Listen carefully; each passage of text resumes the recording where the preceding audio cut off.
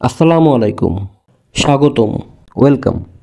সিরিয়ায় প্রাক্তন president Bashar আল আসাদ এর পদত্যাগের পর বিদ্রোহীরা সিরিয়ার দামেস্কের একটি প্রাসাদের নিচে এই গোপন পালানোর সুড়ঙ্গগুলি আবিষ্কার করে, যেগুলোকে ক্ষমতাসীন আসাদ পরিবার রাজধানী থেকে পালানোর জন্য ব্যবহার করেছিল বলে জানা গেছে। ভিডিওতে একটা বাঁকানো সিঁড়ি দেখা যায়, যেটা সুড়ঙ্গের সাথে সংযুক্ত করে।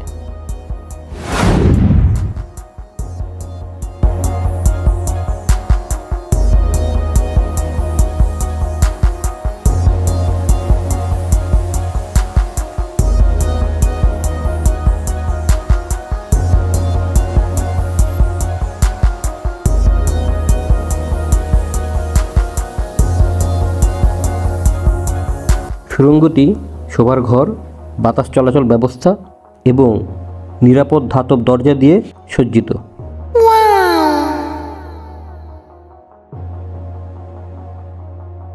রাষ্ট্রপতি বাশার আল আসাদের ভাই এবং একজন সিনিয়র সামরিক নেতা মাহের আল আসাদের বাড়ির নিচে এই সুড়ঙ্গ পাওয়া গেছে।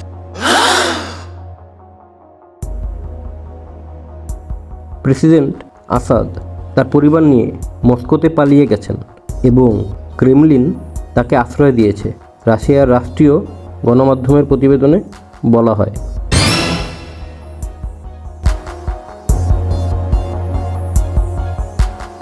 মাহের আল আসাদের বর্তমান অবস্থান এখনও অজানা।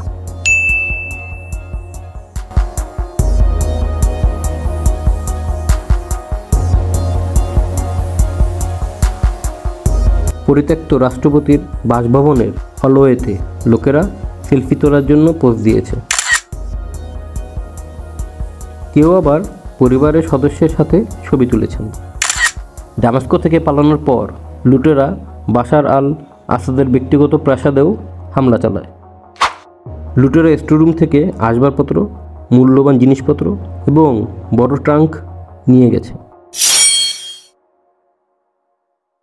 প্রাসাদ থেকে পাওয়া যায় ফেরারি এবং অডি গাড়িসহ বিলাসবহুল যানবাহন, যা জব্দ করা হয়েছে।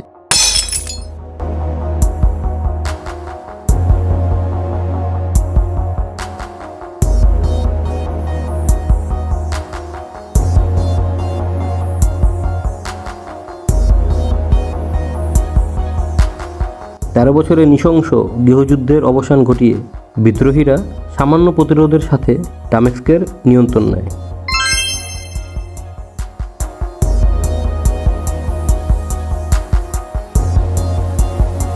এই দেশটিতে আসাদ পরিবারের প্রায় 6 দশকের শাসনের অবসান ঘটে।